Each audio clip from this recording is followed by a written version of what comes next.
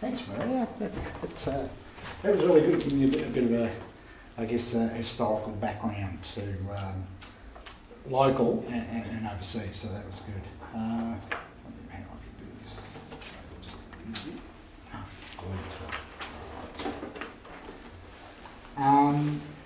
well, thanks very much for the organisers having the opportunity to talk today. And I'm glad I came for the whole thing. I could have just come in today, but I'm really glad I came for the whole 3 days, and I've been fascinated by some of the presentations. And I've been inspired because I really haven't done anything at all with the Italian community, and for reasons I'll explain why. But now I'm thinking, oh, I've got to do something. I must do something. Oh, can I volunteer for co-eds? Can I do anything? I don't know.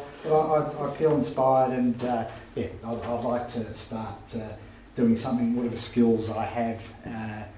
I'll see if they're of any use, although I'm getting old now, so I don't know. If I'm late 50s, is there a room for an old fellow like me? I don't know.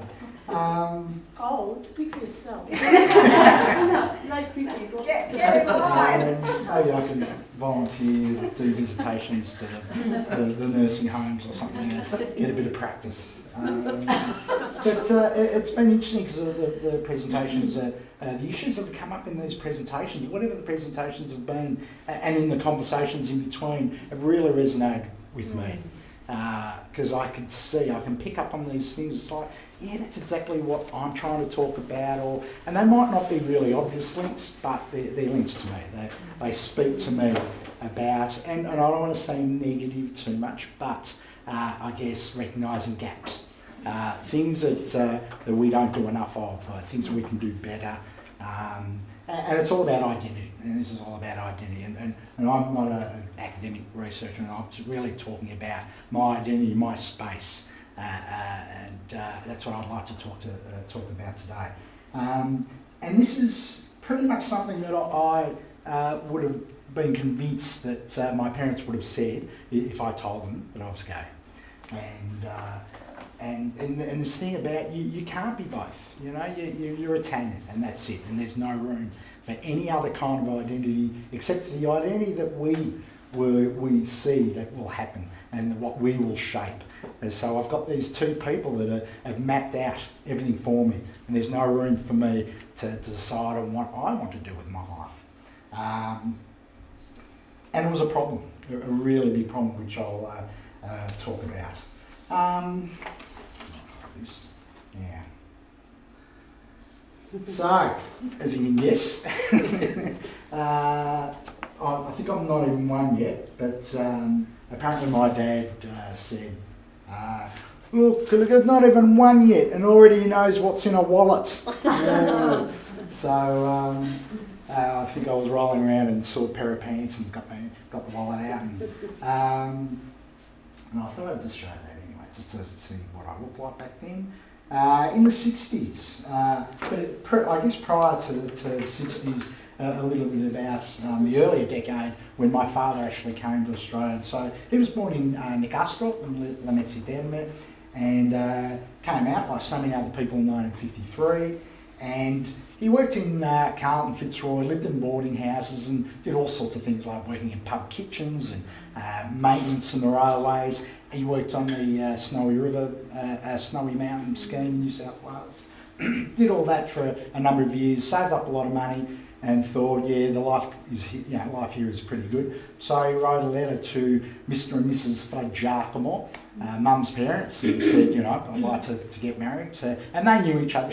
My mum was born in the same town, and they knew each other before he came out. And I guess there was a plan there. And they said, yeah, fine. But before she came, they had a proxy marriage. And I had no idea till years later what it was and even what it meant. And I asked my mum, like, why do you have to do this thing before coming out here? And she said, I'm not coming all the way halfway across the world as a single woman. You know, what if I didn't like it there? What do I do?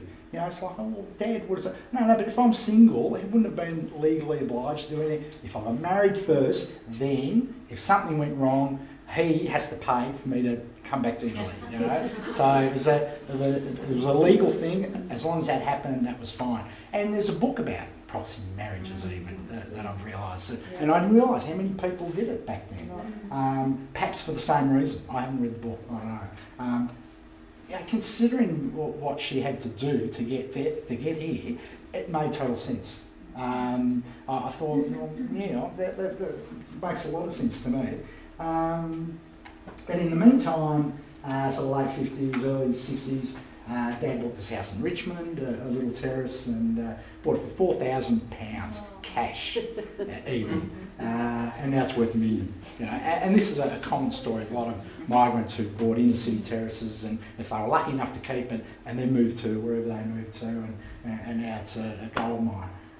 And here's my mum sort of standing in front of the house, and maybe thinking, you know, oh, Johnstone, well, a house in the city, not an apartment, but an actual whole house in the city. So I think, you know, I would have thought she'd be impressed. This is the earliest photo I could find of the whole family. I've got an older brother, 5 years difference, yep. Pasquale, but Patrick, and I've had a good discussion about an issue that he had recently about his name. So talking about sort of anglicising names. But I just want to show this because this was, I guess, the beginning of, I guess, all those functions that you go to, the birthdays and weddings and things like that. Back then, you know, I'm just a kid, and what do? You play around, you roll around with all the other kids. It's what you did. But, you know, it was the beginning. After that, I guess, what the initial questions might have been, and, what grade are you in? What are your favourite subjects? What do you want to do when you grow up? That was fine. That was easy to answer. But they became more and more awkward, more personal as I grew up. And I'll explain what kind of questions I was getting eventually that were really difficult. I found it very difficult. So you probably saw this a minute ago. I forgot that I gave it to you. But did all that, communion and confirmation, and I was an altar boy and a choir boy, and what did I think of it? What did I think of all this? And it was all about religion. I didn't think much at all. I just did it because all the other kids were doing it. You were told that this is the thing you do. I went to St Ignatius School in Richmond, and it was just something we did, and so I didn't really care. I guess I was pretty agnostic about it. But did I grow up a good Catholic person because of it? No, because eventually, and I wasn't thinking about my sexuality back then, but eventually when I did start to think about it, and then I learnt, but hang on, the Catholic Church actually thinks I'm wrong. They think that who I am and what I do is completely wrong. And it's like, well, how can I support an institution that doesn't believe in who I am? So, and then I sort of began to realise what they actually did to sinners like me. And, and I thought, well, 300-400 years ago, I could have been burnt at the stake. Would have been hung. And again, how could I support an institution that would rather see me dead? So forget it. No offence to any Catholics, but it's just not for me. It was interesting. My father bought an encyclopedia, and I loved it, because I loved reading, and not so much now. But back then, I was quite studious, and but I didn't realise. But there was a catch, and the catch was, and this is where the pressure started to come and say, Vic, we don't care what else you do with your life, and that's a line I should have remembered because I could have used it against them eventually, but they said, we don't care as long as you're a doctor or a lawyer. Doctor, lawyer, and it's just like, doctor, lawyer, and it's like, well, what if I don't want to be a doctor? Or what do you mean it's like, we bought you an encyclopedia, so... Yeah, so it went on and on and on, So there was this kind of pressure that I had to be certain professions. I couldn't just choose what I wanted. I had to do what they wanted, and I hated it. It just made me feel awful. I was like, well, I just want to be what I want to be and do what I want to do. And I'm really, I guess, oversimplifying what was going on. But this is something too that it didn't just happen to me, it happened to all these other people, gay, lesbian, transgender, all these people that are trying to find their own identity, but they're being pressured into following this beautiful identity that the parents have already decided for you. I thought I'd throw this in too because I guess this is, and this is when I was playing football at school. It didn't last long. It was about 6 months or 7 months, and I don't want to perpetuate the stereotype of gay men not really into sports like football and cricket because it's a rough sport and gay men are effeminate and they don't want to play rough, and that might be the case for a couple of people. The real reason is it's not about a personal stuff that they're going to get into. It's more about the culture that lives in these spaces. And we're talking about the so-called locker room talk, behaviour that is as this really hyper masculine construct, which is full of misogyny and homophobia and racism, and that's just something we're not a part of. We don't want to be a part of, and that's why we're not. And I'll say something else, but it's something that I guess for us, it's not something we want to be a part of. But think about football, cricket, all these sports that are full of men. Has anyone come out? Now you might think of Ian Roberts. Well, that happened afterwards, after retirement. Ian Thorpe, again, after retirement. There's one person, admittedly, Matthew Mitcham, who did. But think about the hundreds and hundreds and hundreds of football, AFL, rugby codes, cricket. They're there. They're absolutely there. I don't know how many, we'll never know, but they're not coming out because, as I've just said, it's that kind of culture that exists that if they did come out, they'd be bullied, they'd be harassed, they would be discriminated against, and it would be such an intolerable kind of existence that they would have to leave. It would be such an emotional trauma. But they don't do it. I guess they love their football, they love doing what they're doing, and they'd rather just continue, but in silence. And interestingly, though, and I guess to prove the point that it's not just about we're not into sport. There are heaps of gay sporting clubs, the Sydney Convicts, and many other sporting clubs, fan clubs, that sort of. So there's a huge interest in sport, but not in the culture that exists in the locker rooms.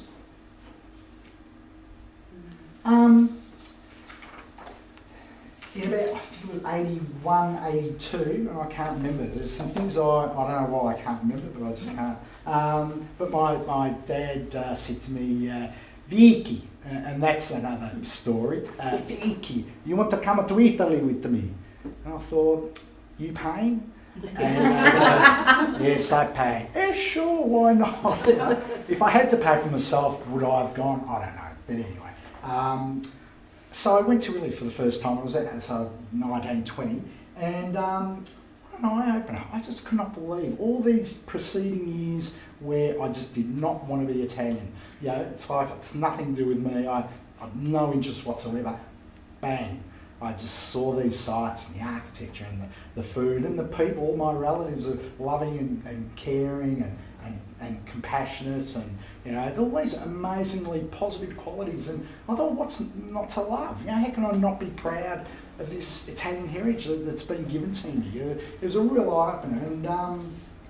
And they're my dad's parents there, and there's just some cousins, and they're not, I guess. And you might ask also, in terms of the relationships or the interactions that I was having them, I didn't say anything. I just sort of did my bit. I was like a little tourist, and sure, they're my family, but I couldn't say anything. But I still felt in a good space. It was very good for me, and it did add to, I guess, any Italian identity that I was trying to not adopt. I had some, I thought, yeah, it's all right. It's not bad being Italian, yeah.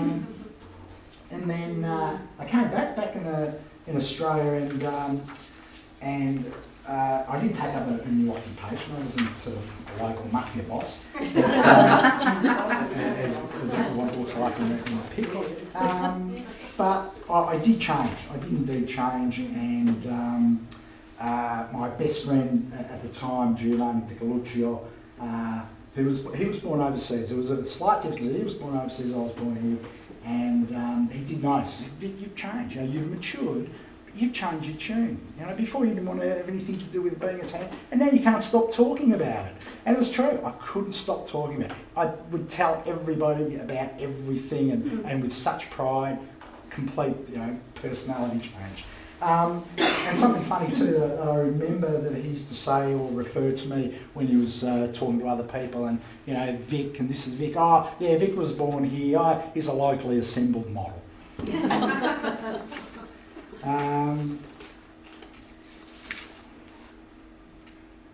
Well, all right. So it was a good day. This is my brother getting married, and I was best man, and a family friend was as part of the bridal party. And I guess this day, what it meant for me was that I was really happy for my brother, and he was getting married. He was happy, so I was happy. And my parents, they were really happy. And they were happy because he was getting married, and this was the start of, you know, getting married, having kids, having a house, all that sort of stuff. So he was being the good son and following the whole process and ticking all the boxes. But it was also a day for me where, particularly at the reception, even though I enjoyed the reception, but, you know, the number of times uncles and aunts and cousins and people I didn't hardly even knew, I might see once a year, you know, say, Vic, your brother's just got married. Oh, so when are you getting married? Huh? Oh, have you got a girlfriend yet? Oh, no, oh, that's all right, plenty of time, you know, all that sort of stuff. And it's like, and I was sort of pleasing and went along, yeah. Inside, I was just like, stop. I was bursting, saying, just stop, shut up. I wanted to get the microphone up and say, listen, just stop. I'm sick of it. Don't ask me anymore, right? You know, I didn't do that, obviously, but I just didn't want to stop because it hurt inside. I thought, I don't want to get married because I don't want it. No, I'm not going to have kids. I just don't want to have kids. That's not in my vision. My vision, it seems to be going off somewhere else, and everyone else in this room, 450 people, have this one vision for me, and mine's completely different. I wasn't traumatised by anything like that. I'll explain how I compartmentalised and, you know, went through whatever I went through and just moved on. But at the time, it wasn't a pleasant experience. Then I think about 82, not long after the marriage, I've got my timing, I guess. I went on holidays to America, met a guy, fell in love, came back to Melbourne, and we wrote. And I remember someone doing a presentation about love letters, and, you know, and we probably did one a week. So in 12 months, you know, one a week wasn't too bad, I guess. And so we decided, yep, that's it. So I went back to America and lived with him. And you can imagine my parents, America, why? Why America? It's like, what's wrong with Carlton or Fitzroy? It's like, what about your brother in Epping? He's got a spare room. You can go. It's like, I'm not going to Epping. Sorry if anyone lives in Epping, but I'm not going to Epping. And I can understand. It was the fear of not seeing me again. You know, that's what they were thinking. They're thinking, well, you're in another country, you're not going to come back and visit us. We'll never see you again, you know. That was a real fear, and I got it. But did I tell them why I was moving? I said, I've got offered a job, and I'm just going to take up this job because it's an opportunity, and why not, you know, kind of thing. I was trying to be blasé about it, but I couldn't tell them the real reason. You know, I wanted to. I wanted. These situations, I wanted to say something, but I couldn't, because I knew that if I did, all hell would break loose.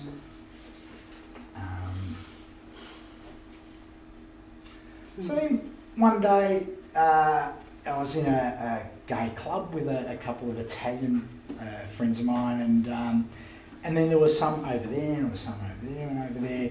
And so once we all sort of knew each other in a way, and we all came together, and all of a sudden there were like 12 Italian gay men in this club and with this big raucous group, and all we kept doing was recounting all these stories of how our parents were treating us, and yeah, my mum used to throw the shoe at me, and yeah, my dad used to chase me with the broom and all that kind of stuff, and and we laughed and carried on, and but there was this support and empathy between us that we never got anywhere else. We never got it from our biological families. We didn't get it from our Anglo-gay friends. It never happened anywhere else. This was the first time, and I think it was 1990, that this happened to us, and it was historical in our own minds. And a few days later, with a friend of mine, we had a chat about it, and we thought, hang on, something incredibly profound happened that night that's never happened before.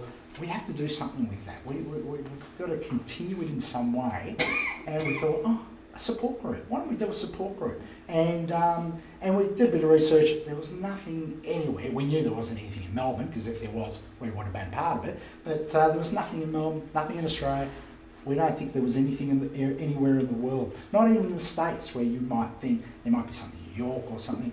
Nothing at all. So we started the Italian and gay group, but very quickly it became the Southern European and Latin gay men's group because, and I think, wish it was too hard to seal GM, and because we had a couple of Latino friends, some Greeks, these Greek friends. Oh, what about us? We've got no group for us, and they were too few in numbers. There were heaps of us, and we thought, okay, you can join our group, and we'll do the Southern European Latin gay men's group, and.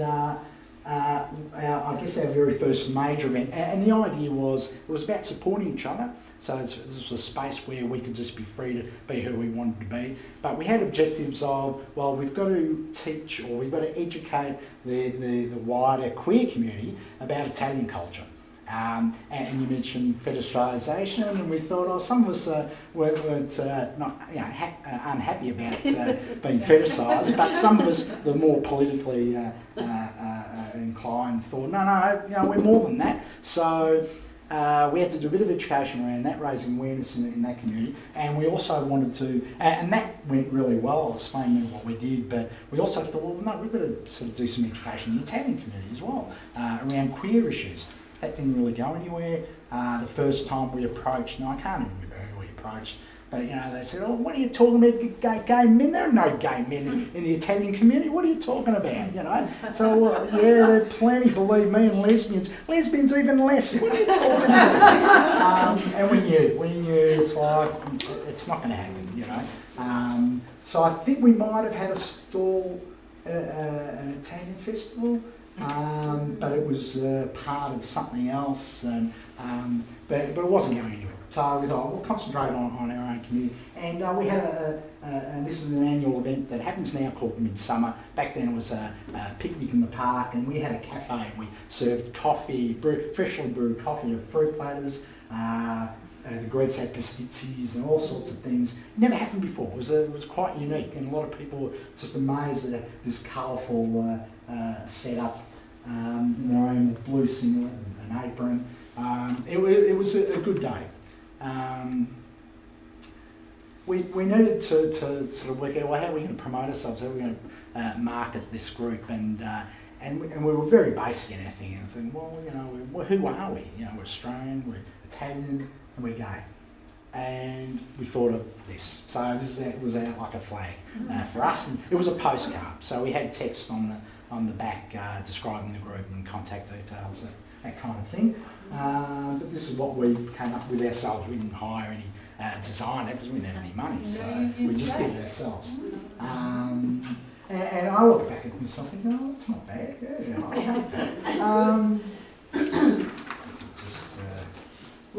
That's right. Sorry, give me a sec. I've jumped ahead without.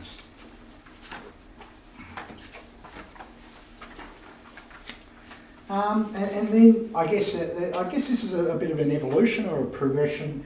So with this group, I guess and particularly with the postcard, and I was the driver of that postcard and design, and it got me into media. And I thought, well, I want to get on radio. Radio sounds really interesting, so I got on radio. I started producing, presenting my own programs, and I thought, that's not enough, I want to go on TV. So BTV is a queer community group, it still exists, and so I produced and presented on television.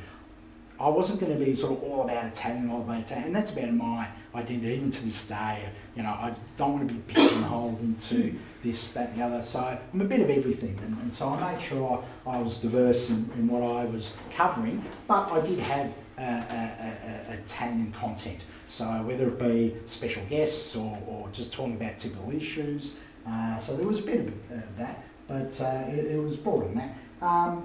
I guess the point being is eventually, you know, presenting, producing, I eventually became president, and this was quite I guess a proud moment for me. And but could I tell my parents? I couldn't. You know, I thought, oh, now this is really good, but I can't say anything. I can't talk to my parents about this proud. Was this all happening in Melbourne? Yeah, And sorry. they live in Melbourne? Yep. And they didn't know. Yep. I'm glad you asked that, and Well, you're probably thinking, hang on, you're on TV yes, here. exactly. You know, someone's going to pick. They didn't say anything, so I assume that either no one told them, maybe someone saw me and thought, oh, that's John and Maria's son, and they didn't say anything. Maybe they said something, maybe that, but they didn't indicate anything. No, you know. that was not mainstream TV, wasn't it? Sorry?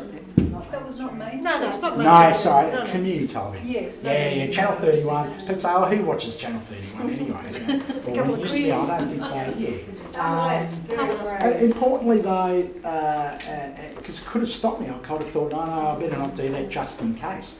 I didn't do that because I felt very strong about the work that I was doing, actually this is a bit of volunteering work, and this is something I wanted to do. This was community development. You know, I was working with people as part of a bit of side-by-side community development, individual health promotion, all that kind of stuff. I thought this is really important. I love doing it. I was really passionate about this kind of work, and if it happened, it happened. I was going to be prepared to come home and have my parents. Someone told us I was ready for that, but it wasn't going to stop me. I thought I wasn't going to be afraid to do this kind of thing just because of that. I'm glad. I'm glad I continued. I just wanted to do what I wanted to do. I guess also too, I look back at what I've achieved in the queer community and all the stuff that I've been doing, and I've only just looked back during this conference and I think, oh, so what if I did come out in the early days? What if I thought, oh, I'll do something in the Italian community? You know, so how far could I have come in the Italian community? You know, if I'd started doing something with Co-Hazard, or you know, maybe go on the board, or you know, maybe today I could be CEO of Co-Hazard. I don't know. You know, who knows what I could have done and how I could have contributed. And I wish I did. These couple of days have made me think I wish I did, but I didn't. I didn't go anywhere. Don't underestimate the conservative. Yeah, I was going to say.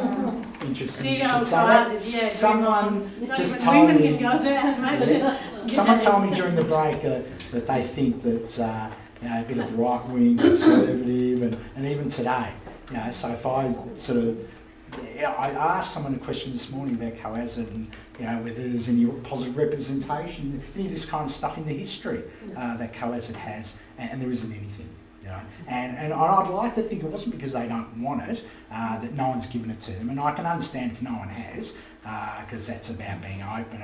And is it too late to give them things? I've got a lot of. Talk to you know, Elizabeth. No, I She's very don't. open. I actually think you'd be surprised how many, gay Italian men are out there, Yep. Italian Australian men who really want a place. I mean, I've only just discovered Co-Hazard myself. I intellectually don't know it's there, but it's, when you're ready for it, it's really, so I reckon it'd be a great time. I'm going to try, Yeah. and I'll let you know how I go. I'll tell you how Come to conservative. Sydney if you don't have any luck here. No, seriously, we're getting him. That's better. And what makes you think this old bloody lot? Shush you! Oh, gee! I'm going to give it a go. I'm going to see how far I can push, and we'll see. And now I'm doing it. I could have done this 20, 30 years ago, but I made my choices. I don't, regrets. I don't have any. I've got no room for regrets in my life. It's probably too painful. You don't Would it be painful or? back then. Back then it would That's mean. what I'm saying. Maybe. The reason why this is working, and I've been thinking about it too, is because we are all ready to come out and declare who we are. Because we now have been here for 60, 70 years. We don't have to keep hiding. And I think that when we're ready, we will be out there, and that's what's happening. Well, that's a whole other issue about people's readiness to disclose. And so everyone does it at their own pace for their own reasons. I do look back and think where my path could have taken me if I had made a different choice. But I don't regret it. I've had such a good time. I've done well. I'm respected nationally, even though no one might know me here. But in my own work, everyone around the country knows who I am, what I've done, and I'm happy with that. So, and that was completely separate to anything Italian. But I've accepted it. I've moved on, and I'm fine with that. I don't have any mental health problems as a result of any childhood trauma. I'm glad I wasn't sure how much you wanted to cover about that, so I won't say too much about AGMC, but this happened eventually. It was a natural progression from an individual support group to something bigger, which was national. And our agenda was really basically to support the support groups, the individual groups. And so we had this national agenda, which also included policy and talking to government and everything else. So, and the conferences again. So I won't go into that. But I guess one thing is that there was this recognition that we got, which was amazing. And I hope I can you pronounce his name? Fong Nguyen, who was at the time chairperson of the Ethnic Communities Council of Victoria. And we asked him to launch our 2004 conference. Yeah, sure. And he did, and we thought this is fantastic. And so we got this guy to launch the conference. We didn't think it might have happened. Not only that. I just want to say that's Cinzia. Oh yeah. On your right. Yeah. Who was the driver of all of this. And not only did he launch the conference, we also thought, we've got something else we could do for us. And he marched with us in Pride March. And this was incredible. We thought this guy's like more than happy to march with us. And this is significant, I guess, for us in the same way that the Victoria Police marching for the first time in Pride March. Christine Nixon and all that kind of stuff. This was massive for us. Not only that, a coup. And the reason why we're holding this banner is that we became a fully fledged member of the Ethnic Communities Council of Victoria. And we thought, wow, okay. And I don't know how many times we tried and there was resistance, but finally, and it might have been because of Fong. And can we say, sorry Vic, but Fong copped a lot. Yeah. Oh, really? And to go into the meetings and then FECA did the same and thing. FECA did the same thing. Very polarised. Yeah. And that took us years to get into. And we did eventually? Yeah. All right, so we eventually got into FECA as well. Again, something we never really initially thought could happen, because we thought, no, there's no way they're going to do it. Eventually they did. So they were really important moments. And I guess one of the things we did, and Maria talked about dances, and I guess the important point here was that we made sure that these were inclusive. We wanted everyone welcome to our dances. That's how we promoted. And you might recognise this guy, and I meant to ask you earlier today. I was hoping to see you at lunchtime. You were there? I don't think there was that occasion, but I went to an archilesbic ball, and the guest of honour was Franco Cozzo. It is him. It is him. Oh, sorry, this is Franco Cozzo. Yeah, sorry, I took it for granted. Everybody stop. What I'd like to know, and this week thought this was fantastic. We've got this icon at one of our functions, and this guy is a regular, father, grandfather, business, all that kind of stuff that you would think, why would he be interested in going to something like this? And can I ask you just for a minute, can you describe what kind of character was he? What was he like in this kind of space? It was incredible because I must admit I was biased myself because I thought, you know, he's you know,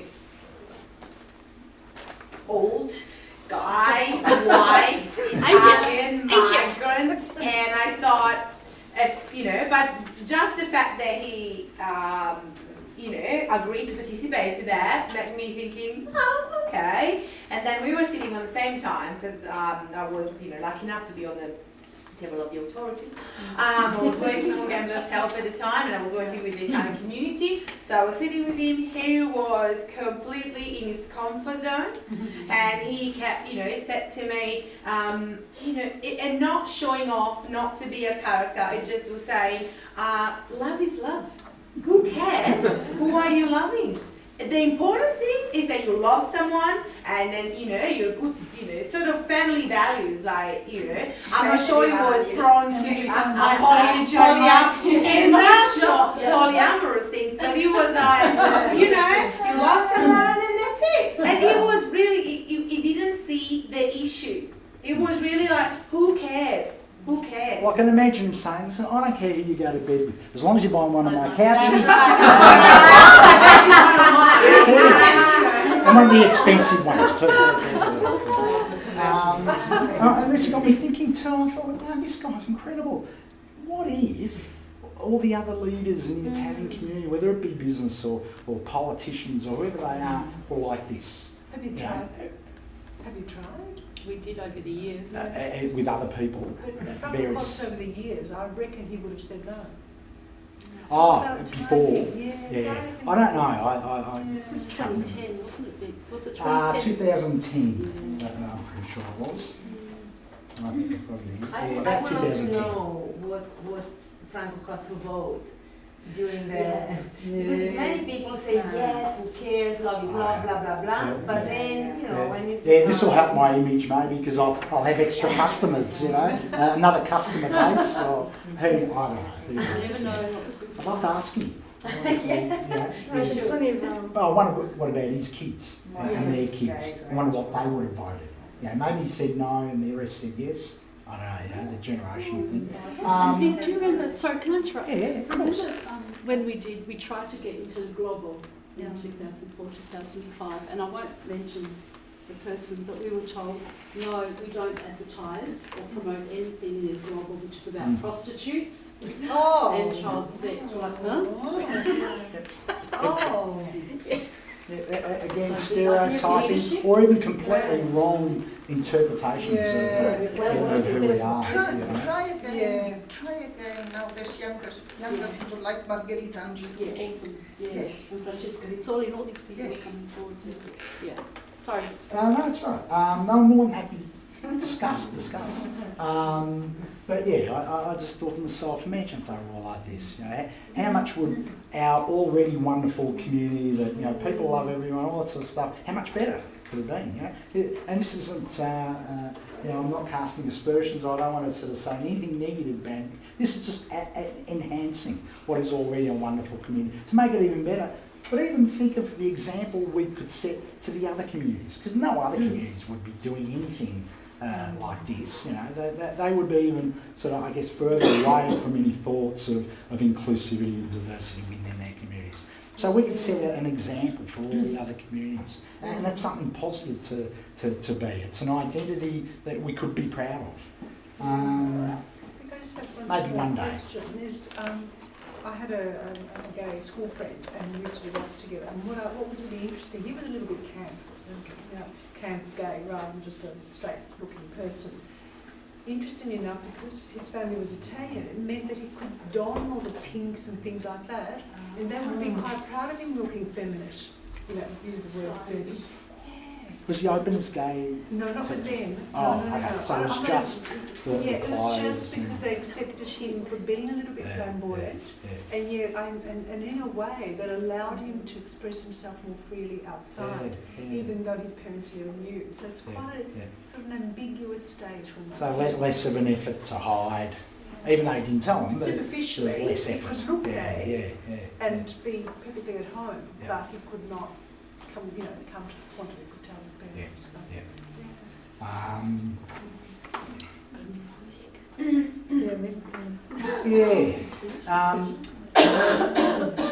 2008, I think it was, a sorry day. And, I was sorry too. I had some close friends of mine, and I went along to Federation Square to support them and to be a part, to participate. And it made me think, how did I get to this point? Years before that, I did a lot of community development work with local Aboriginal gay men, and I helped them start up the very first Indigenous gay support group. It was called Out Black. That's already been mentioned, and so I did a lot of work with them, made sure they had heaps of information and empowered them to develop this group into really good supportive group, resources, all that kind of stuff. And the interactions between us really said a lot about our cultures and the similarities between our cultures, and we clicked straight away with the camaraderie, the and other issues like strong family bonds, all these other things that we had in common. We became instant friends, and they called me brother, and they don't do that for just anyone. So I guess is another example of another family, and I'll talk about other families, non-biological families. So this is Dad in his later years, and this is in his garden in Richmond, but could easily be in his garden in his nursing home that he went to, and they don't know. I guess they don't often do that, but they gave him a patch to play with, and he grew vegetables and fruit and ate whatever he wanted to eat, and gave the excess to the kitchen. So they were more than happy to have someone grow food for them. But in the last few years, I kept thinking to myself, should I say something? Should I say something? So I still haven't said anything. And, should I say something before he dies? Because I didn't want to not have said anything and then have this massive regret and massive, I should have said something. And, I was talking to my brother about it, and he was inclined to say, no, don't say anything for various reasons. Because I think he did indicate some sort of homophobic kind of thing with my brother, not with me. Does that say anything? I don't know. So I didn't say anything. Did your parents really not know ever though? Because, it's like, my partner's having an affair. Yes, I knew, but, you don't acknowledge it. Did they know all along? Yeah, nothing. I thought, if I talk about the long-term stable relationship, I was with my partner for 26 years at that time. We're still together, and buying a house together. We bought within 6 months. How can he not be proud of the? I thought, no, it's not going to be enough. I still think. Again, it's all that fear of upsetting him. Yeah. I just didn't want him to be angry, and particularly in the last few years. It's like, why have I left it for so long? If I did it earlier and went through all this anguish and then it sort of overcome that. But again, back then I was still too afraid, and now it's like, not now, He's only got a few years left. Sorry, rushing, and very quickly. What about your mum? The pride that I have now, I learning Italian, and it's interesting. Stephen in another talked about starting to learn Italian in his late 40s. Just like me, I've just started learning Italian, and I love it. But I remember back then, my parents say, whenever they whinged about things in Australia, but back home, so why don't you go back home? If you don't like it, you go, yeah, we can go back home, and you're coming with us. Oh, no, I'm staying here. You can go wherever you like, I'm staying here. And then the thought of me speaking, we're talking about languages and the first generation not being interested, and the second generation not being interested, and then subsequent generations being. I had no interest whatsoever before, and I'm only learning because my partner wants to learn English, learn Italian. If it wasn't for him, I still might not be learning. And he's Anglo, but he wanted to learn Italian, and I thought, why not? I'm glad I do. And the person laughing at the back of the room, my Alessandro Guerrieri, he's a great teacher. Thank you. He's my teacher. So if you want to learn Italian, cheese, very good. I know the classes here. Right, just finally, just very quickly. I guess this is, again, a little bit about what I was saying before about being a leader in my own field. You know, I do talks at conferences and run workshops. I do all this stuff, and respected by colleagues and constituencies. We share constituencies around the country. But anyway, can I tell my parents all this kind of stuff? You know, I'm not a doctor or lawyer. I work in sexual health. I work with people with HIV, Hep C, you know, drug users, all that sort of stuff. How can I talk to? They went to grade 3 or 4. That was the limit of their education. So forget about talking about concepts. I have no idea. So there's lack of education, general education, health literacy. Forget it. You know, and coupled with, you know, the disclosure of being gay. So it just never happened. I didn't tell them anything. I didn't talk about what I was doing. And I just years of, you know, I've won awards, I've written chapters in books and articles, I've done all these things, and I've never told them what I've done. But Vic, given that you're living with your partner, They figured that out, and it was a friend. We bought a house together because it was a practical thing to do. Yeah. We knew we couldn't buy on our own, so it was an investment. You know, I guess the terminology I was using as you know, it was all that platonic and all, and you think, but yeah, sure, they figured it out. I don't know. They never have seen anything. Talking about non-biological families, you know, this is what I did with my partner's family. I got adopted into this family.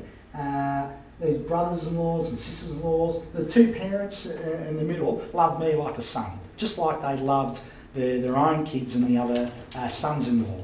Their kids, who were nephews and nieces, it's interesting because they were born after Rob and I met, and so according to them, you know, there was no transition, you know, sort of sitting down and talk. They know nothing else but Uncle Rob and Uncle Vic. Simple as that. That's all they know, which is nice. It's nice to know that these people, we don't have to say anything. They know what's going on, and they're fantastic. But this is Rob's family, not my biological family. I've got other families. I have the gay Italian friends, they're my family. I've got a family at work, believe it or not, I only think of work, but I've got very close colleagues that I talk to very intimately about all sorts of issues. They're my family. So I've got these other families, and unfortunately over the years, you know, the not disclosing, but, you know, things were happening and slowly dissipated, parents dying, and so I don't see these cousins over here, or, you know, that kind of thing, and so that's dissipated. I hope to repair all that when I go to Italy next year. We're going to see everyone. I'm taking my brother, and I'm going to try and talk to all the cousins that I know over there. I've already started on Facebook, and I've asked the question. It's like, oh, I'm going to bring my partner along. Is that all right, kind of thing? So, well, wouldn't that be all right? Of course, you know. And that's my cousin, not my uncles and aunts, but they are fine. And they say, yeah, why not? I'm thinking, oh, okay, all right, we're going to do it. Final. This is the final one. Again, talking about, I guess, the Italian community. What can we do in the Italian community? And we're going to do a little bit of a workshop after this. Do we have time? We've got about 15 minutes. All right, all in total. Oh, really? No, you've got 5 minutes. 5 minutes. Oh, This service No, it's finished at 3:40, nothing 3:40. else is happening. You meant to finish at 3:40. I don't know what time. It's 3:35. Right. Okay. So And then there's a keynote. There's the last All keynote. right. But you know, it says that 14 is for the coffee break, so you could Yeah, we can do it. Yeah. So we can do it. I remember, and do you remember who said this in 2000 at the previous conference, at that conference? Incredibly, it resonated with me so much when he said this. I wouldn't be surprised if it was Cinzia. No. Not It was a guy, The guy. I can't remember who it was. Can't remember. And he said, you know, Italians, you don't need a passport to be Italian, you just need a heart. And I remember sitting there listening to him in 2000, I thought, yeah, you know, that's true. You know, Italians have a big heart. We love everyone, we love people, love everyone. And what about in the community, all these gays and lesbians, do we have room to love them as well? You know, this is about loving everybody who is Italian, regardless of sexual orientation, gender diversity, and I thought, yeah, Italians have room. We've got big hearts. There's plenty of room to be inclusive. And we can do it. And in future, we can do it. I'm going to do my best to do something. I don't know what I'll do yet, but haven't worked it out. But I'm going to try something, and I'll tell you how conservative colours it really is. Thanks very much for this.